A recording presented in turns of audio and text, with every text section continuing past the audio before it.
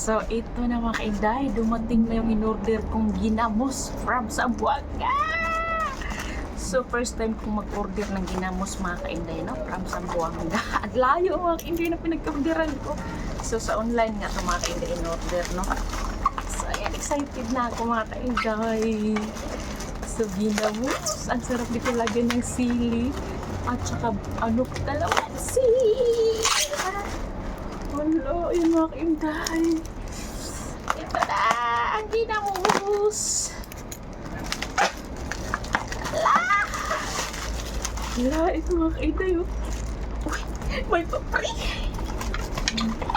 Yung paborito kong tuyo, ala. Ala mga kainday, paborito ko yung tuyo na ito mga kainday. Sap-sap, ayun o. Ala, ang sarap nito mga kainday. At ito na nga, ito na yung bagoong mga kainday. Bagoong ginamos pala. Ito yung ginamos.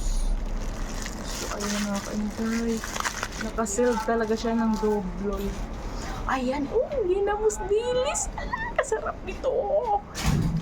Ayan mga kainday. Ayan, ginamos dilis. Wow. Ay, so, plus inday. Tapos dito mga kainday.